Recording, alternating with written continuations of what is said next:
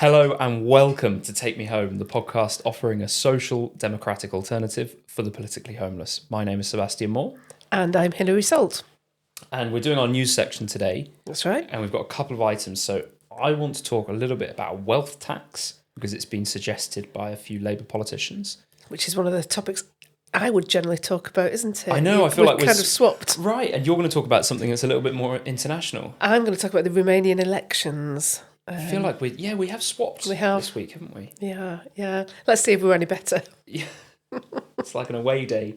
So the Romania elections. Yes. This is something that I mentioned when I spoke about JD Vance's speech at the Munich Security Conference. That's right. He used this as an example of illiberal democracy because the Romania elections were cancelled last year. So yes. I know you wanted to talk about it. So tell us.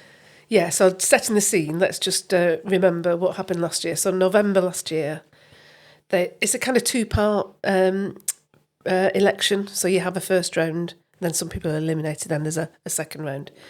And in the election last year, in November last year, the kind of quite odd candidate, I would say. I mean, that's not a reason to exclude somebody from an election, but he is a bit odd. We'll talk about that in a minute. But his name is Georgescu, Călin Georgescu. He kind of won fairly convincingly the first round. And he is a bit odd. So he's a kind of Trump and Putin supporter. He's also kind of lined up behind some of the previous fascist leaders of Romania. One of his associates was found with, I think, £24 billion in gold bullion or something like that. That sounds too much, doesn't it? Maybe it's £24 weight in gold bullion. Anyway, a lot of money and grenades and... when you say grenades, what do you mean grenades? Like little bombs. He was found with grenades? Yeah. This is his associate, not him. Yeah. And ammunition and all kinds of things. That's not suspicious, is it? Grenades, gold bullion. It sounds like a Bond villain. It does sound very much like a Bond villain. Yeah. So, don't want anybody to get the idea that I think this guy is, Georgescu is great, but I think the point we wanted to talk about was the democracy principle, didn't we? So the reason he was excluded from the election, or they pulled the election last year after he won this first round, was because allegedly there'd been a lot of Russian interference in the election, primarily through TikTok, which, as you know, I'm not very familiar with. But there was clearly a lot of social media traffic, and that whole momentum was definitely part of what was behind his campaign. And there was an investigation by the kind of Secret Service equivalent there who pointed to the fact that they felt there was all this foreign interference, and that led to the election then being declared null. Now, I think they have since had another commission internally in Romania to look into whether that was right. And that's been actually quite critical. And one of the points they made is that you shouldn't base a decision to ditch an election just on the basis of information from your Secret Service, because it kind of doesn't look good, does it? But anyway, that's where we are. So that's where we got to last year. Now, they have scheduled the elections to run again. So during May, I think it's May the 4th and May the 18th, the first and second rounds of the election. And they have now decided that they will not allow Georgescu to stand in the new running of the elections. They've also banned another similar. Obviously the press uses the term far right all the time, don't they? And don't always feel confident using that word because people use it to mean all kinds of things, don't they? And the problem is that overuse of that word now means that when there is an actual far-right candidate, it's boy who cried wolf. Exactly. Yeah, absolutely. So anyway, there is another far-right candidate, Diana. Right, you might have to help me with the pronunciation. I think it's Sosoacha. Sosoacha, thank you. I did live in Romania for a little bit, but my Romanian isn't that great, so I think it's Sosoacha. Yeah, it's better than mine. Okay. So she's a kind of independent. She'd set up this SOS Romania party, so that kind of plays on her SOS name. Romania, Yeah. I know she has now also been ruled as not being able to stand in the election. Yeah. Again, with all kinds of allegations that she's been anti-democratic, perhaps some Russian links again. So it kind of feels that it's like that importance of being earnest phrase, isn't it? To lose one parent is unfortunate, but to lose two looks careless. And to ban one election candidate, definitely, that maybe looks unfortunate, but to ban two starts to look significantly undemocratic, doesn't it? Mm-hmm. So I think this is a real worry. It's likely, everybody seems to think that it's likely that the kind of centrist mayor, whose name is something Dan, it's likely that he will win the election. But when you've won because many of your candidates have been excluded, that doesn't start to feel like a very significant victory, does it? And I suppose the other thing to say is that it's a bit like here where you get all these, criticisms of populist parties, that often when people are criticising the populist parties, they're really criticising the population. It's the voters they've got a problem with. And in Romania, for the past, I think for the past 3 years, there's been a coalition government of, their equivalent of the leftish and rightish parties. And previously, they've kind of swapped much in the same way that we do in the UK. And I actually think that a lot of the issue there is likely to be much the same as it is here. That people are just fed up of a uni party, and they do want something different. Now, it would be nice if something better that was different was on offer, but it doesn't really seem like it is. And so I do think that perhaps their vote last year and where they might end up this year will be a bit of a howl of protest rather than necessarily a massive swell of support for some of the things that these candidates believe in. Yeah. But the worst thing I think you can do about that is to start attacking democracy, because that will just make everybody's conspiracy theories look worse. Yeah. I think some of these candidates are kind of anti-vax, anti-bottled water. Interestingly, that's not one I'd heard of. That's a new one on me. So it feels like the kind of reaction that the establishment are taking is just going to make things worse. Yes, and you can ban one candidate, but another will come along. Yeah. And we've got this George Simeon. I think yes, his name that's is, right. Yes.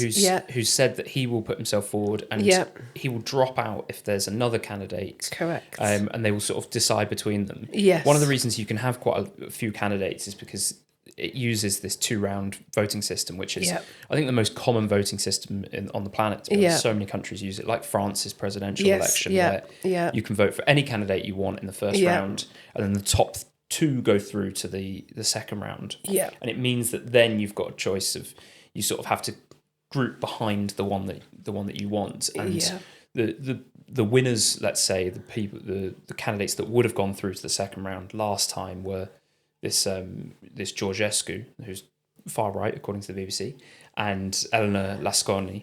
It might be Lascon, I think you don't pronounce the I on the end, but who's sort of centre left or quite a centrist candidate. Romania is a really interesting country politically because I think, when you made this point of showing similarities between Romania and, plenty of other countries are kind of going through similar things. Yeah. The difference is the historical background to it. And Romania has this history where they had a dictator until 1989, Nicolae Ceausescu. How are you pronouncing that? Ceausescu. Oh, is that right? Yeah. Okay. So I'm not sure that was a popular pronunciation in the UK. Was it not? Ceausescu, I think we would have said. Ceausescu. Yeah. Yeah, maybe. Maybe that's just Bolton. I don't know. He was a really authoritarian leader who was executed, I think, Christmas Day, 1989. And I mean, you can see his legacy in Romania. I lived in Bucharest for a while, and the heaviest building in the world is in Bucharest. Is it? The Palatul Parlamentului, I think it's called, the parliamentary palace. It's absolutely enormous. Only bigger in size by the Pentagon. But in terms of weight, I believe it's the heaviest in the world. And I would go on runs all the way around it, like 5K runs round this building. It's just enormous. Why is it so heavy? Just a lot of concrete, I think, they used. But so now Romania is in this place where it's, since 1989, it's got much closer to Europe. Yeah. Because before then it was on the other side of the Iron Curtain. And now it feels like a country with, and I remember saying this to a few people, a few locals over there, and I'm not sure if they really agreed, but it felt to me like it's a country without a clear sense of identity, because their identity's been challenged so much from what has happened historically, and now they're embedded within the EU. They've just joined the Schengen zone, and it's kind of, there's a lot of EU facing or EU orientation, but I don't feel like they've really crafted a sense of identity. Certainly Georgescu was very anti-EU and anti-NATO as well. Yeah, so I think the people that are susceptible to that are the ones that sort of pushing back against this idea of just our only policy is to get closer and closer to the EU. So perhaps being a bit more believers in the nation state and sovereignty. Yes, yeah. But of course, if the only candidate that's campaigning for that is far right, then that is the person that people will get behind. Yeah. And I'm no fan of far right candidates, but we need to have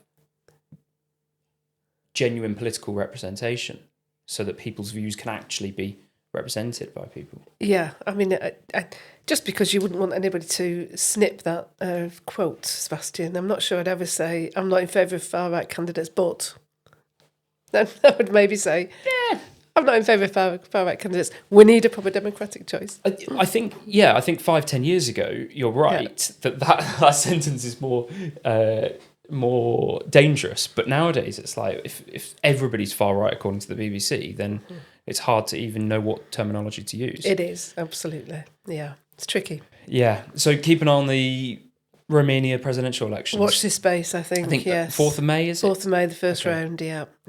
Yeah, and as JD Vance says, if your election can be bought off by a few $100,000 from a foreign country, then how strong was your democracy in the first place? Indeed, absolutely. Yeah, although I got a lot of stick for praising JD Vance. Yeah. He kind of blotted his copybook thereafter, didn't he? So anyway. Let's move on, shall we? Let's move on. So you want to talk about a wealth tax. So you're doing... I mean, this is relevant because Liz Kendall yesterday, as we're recording, it was yesterday, she approached Parliament with her plans for the cuts to disability benefits. Now, that's angered a lot of people on the left of the Labour Party. And I know we've spoken, you did a piece on sickness benefits 2 weeks ago. Mm-hmm. So go and check out that episode if you want to hear more about that. But I think a few people on the left of the Labour Party, Diane Abbott, Richard Bergen, Zara Sultana, they've come out and said, rather than cutting disability benefits, let's put a wealth tax in place instead. And this is a popular idea from the left of the political spectrum. Often the Green Party advocate a wealth tax. So I thought it might be interesting just to look at a wealth tax. So it's something that, basically a wealth tax is a tax on assets rather than on income. So the majority of our taxation in the UK comes from income tax. This would be a tax on your assets. Yeah. And countries that have used this have varied in terms of what they've taxed. One of the difficulties is to actually assess how much wealth somebody has. And you made this point yesterday when we were talking about it, of how do you value, people's artwork in their houses, and rich people are very good at putting their money into things that can't necessarily be taxed. Yeah. Right? Yeah. So the reason that people advocate a wealth tax is because wealth inequality is growing. So since 2008, when there was the great financial crash, the income of the wealthiest has increased and wealth inequality has increased. And people would sort of quite rightly look at that and say there's a problem here, that gap is increasing. So let me just get this graph up. So wealth inequality in the OECD, the OECD stands for Organisation of Economic and... I was coming to you because I don't know. And I was okay. But it's a organisation of developed economies, right? So EU countries, including UK, America, Australia, etc. And I thought it'd be interesting just to explain this wealth inequality, because one thing that I think is bad in our system is to actually visualize data. So I'd be a big fan of getting a much better system for visualizing these things. But I did find some statistics on it, and they're a little bit out of date, but I think relevant to the point. So what's the worst country in terms of wealth inequality in the OECD? Switzerland? No, Switzerland is not actually. I don't think Switzerland's that bad. It's US is the worst. Okay. I just thought because lots of millionaires who hide their money in Switzerland. That's what I was thinking. So the US, the top 1% of people in America, top 1% wealthiest, have how much of a proportion of the wealth? 30? 40%. I was going to say 45, and I thought that's too much. But that is quite astonishing. And I think often certainly with stats, is people can misinterpret stats. So the top 1% should have more than 1% of the wealth. Yes. Right? I think we can all be certain of that, because it would be silly if it's 1%, right?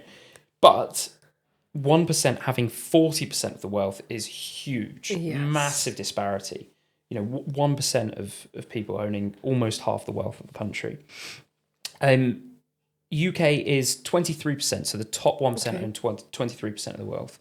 The top 10% own 52% of the wealth. So it's sort of a good way of representing it. If you can imagine, that's one to keep in your head. It's like top 10% own over half of the wealth of the country. Yep. So the advocates of a wealth tax say, let's tax that wealth. And we'll so Elizabeth Warren, who was a Democratic candidate in 2020, she advocated this. She said, let's tax 2% on, I think it was wealth over 100 million. So every year? Every year, yeah. And this varies from country to country, because many places have tried it. So generally, it will be a yearly tax. So you say, right, how much wealth do you have?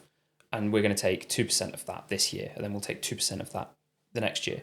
One of the arguments from people that are skeptical of this is that you're taxing the same money.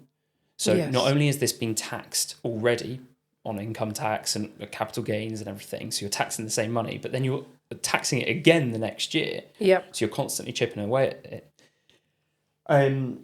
There were 12 OECD countries that had a wealth tax back in, I think, 20 years ago or so.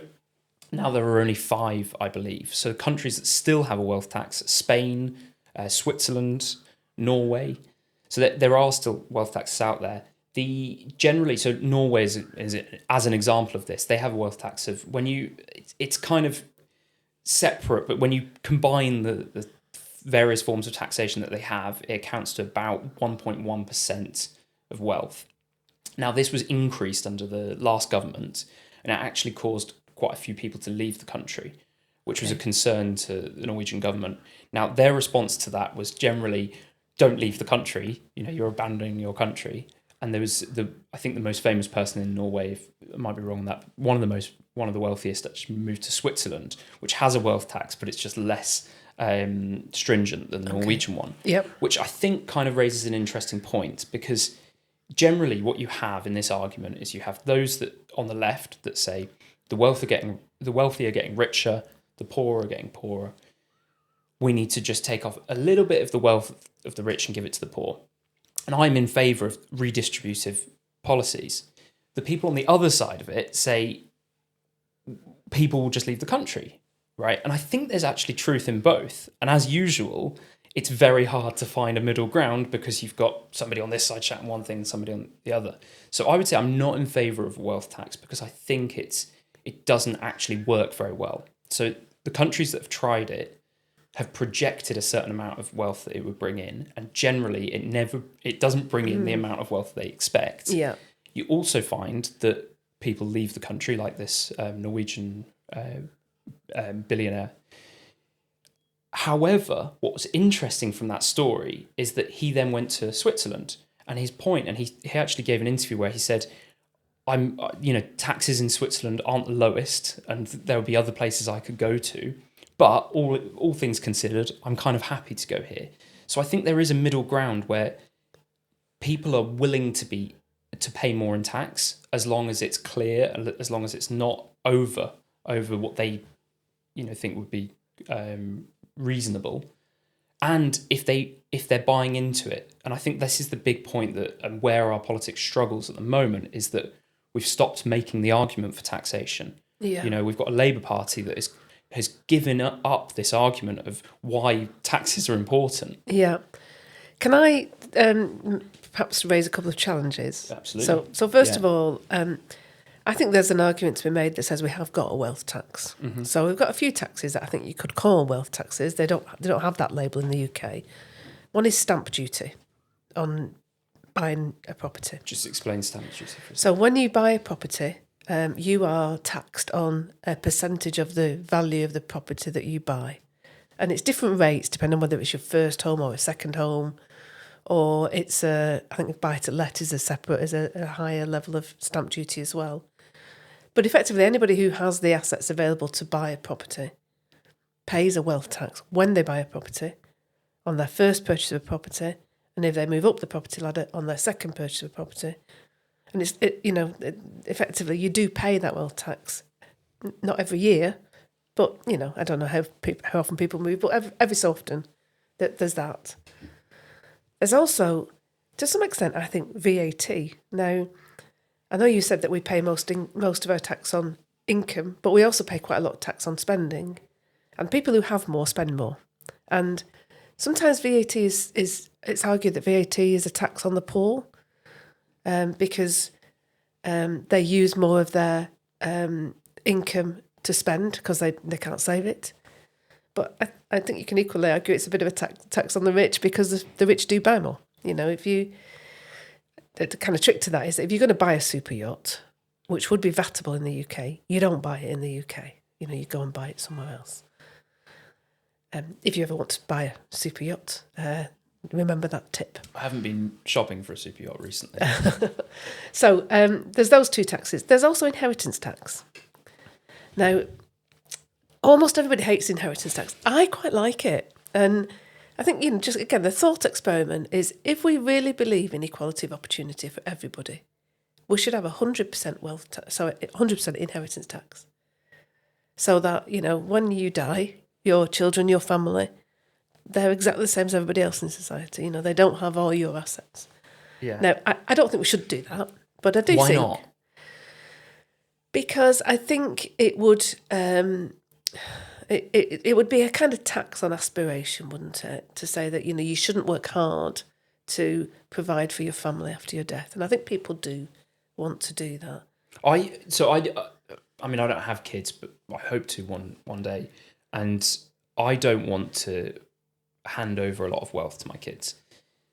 But I do want the choice to be able to do that. Yeah. And there is a part of me that says, if we had 100% inheritance tax, you'd be treating everybody very individualistically. So it's like you'd say, right, you are an individual and your wealth does not get passed to your offspring. Whereas I see it as more of like the family unit. I think that wealth is part of that family. So I don't know. We've had this conversation before about inheritance tax. I've gone away and really thought about it, and I don't know. It's a difficult one. Yeah, and that perhaps leads on to my other point, because I think if you're super, super, super rich, you can give all your money away to your children before you die, and therefore you don't pay inheritance tax. Yeah. So, in order to stop that, I would, and actually to some extent, there is a wealth tax, because if you give your money away and you die within 7 years, there's a kind of sliding scale where they do pay some tax. So again, that's another example of why I'd argue we do have a wealth tax.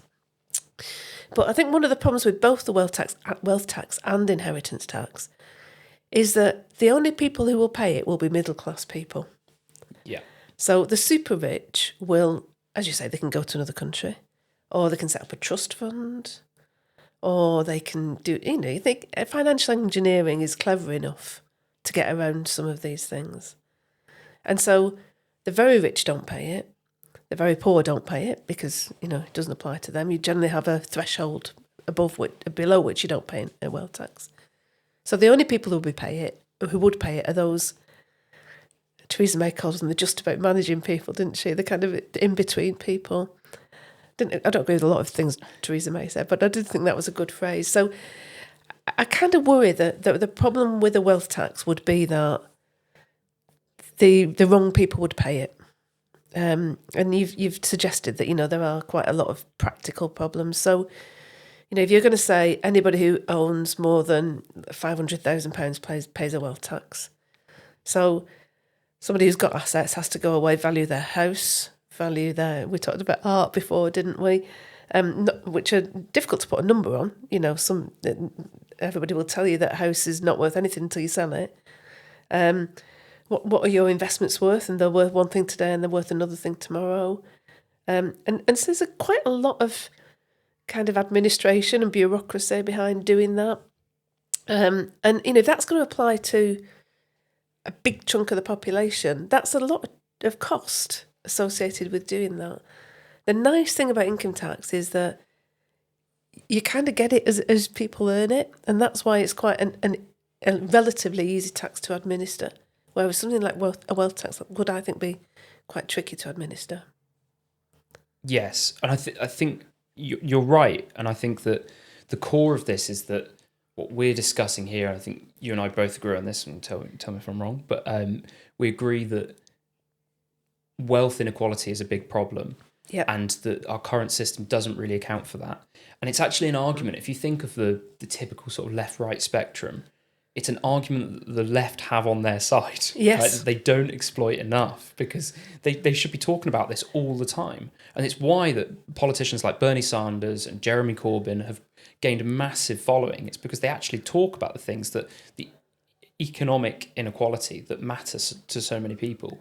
Now, I think there must be a better way than a wealth tax, because I do worry that I'm trying to remember the country. There was one country that actually got rid of it and cited the fact that it cost so much to administer because it was so difficult. Yeah. And I do think there must be a better way of fairly taxing people and making sure that we're distributing wealth more evenly whilst encouraging aspiration and encouraging people to...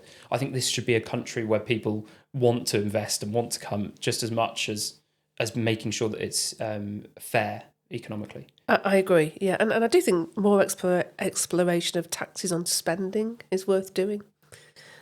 Yeah.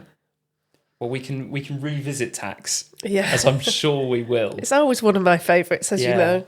But it's, it sounds dry, but then when you get into it, you realise that this is a massive thing politically for a political party to really get to grips with. I think we could talk about capital gains in a future episode for sure. Yeah. I mean, maybe just to note in passing that you said it's a good argument on the left that you want to redistribute income, but certainly the rise in national insurance contributions allegedly on employers, but it always affects employees. That was actually a tax rate on the lower paid, because it much reduced the threshold at which employers start to pay NI. So, if redistribution is part of the government's aims, it feels like that was a bit of an own goal, really. Right. Yeah. And I'll also add as a little addition is that there is an argument from the advocates of this policy that it's not as easy. Things get mentioned quite simplistically, the idea of rich people just leaving the country. But of course, they have their assets here. So things like property, the majority of their wealth will be in property most likely. Yeah. And they can't just take their house when they move with them, so they'd have to sell it. Yes. So it is complex. Yeah. I mean, that argument about being asset rich and income poor. Yeah. It clearly, in practical terms, it's right. But if you're you've got to be careful with your words, haven't you? But if you're an older person, somebody my age even, still living in a 5-bedroom family home and saying, well, I haven't got the income to pay that tax, you should be selling up and moving to somewhere smaller, shouldn't you? Maybe, yeah. And a lot of the people that like this idea of the wealth tax would say that it's not on that person. You know, they're talking about taxing people with £100 million. They're not talking about taxing people with £1 million in assets. Okay. Yeah. Anyway, one to keep an eye on. Yeah, it'd be interesting to see what Labour do to see if they can get this bill passed. Yes. Without the rebels that will be voting against it, I'm sure. Yeah. Brilliant. Okay, all good. Well, thank you for listening. Do go and like, share, and subscribe. I don't know if I get those words right, but I think you do. Yeah, I think that's right. And if you've got a question or if you've got anything to say on the issue of a wealth tax or on Romanian elections, if we've got any Romanian listeners, please do get in touch. Our email addresses are in the show notes. We'll see you next time.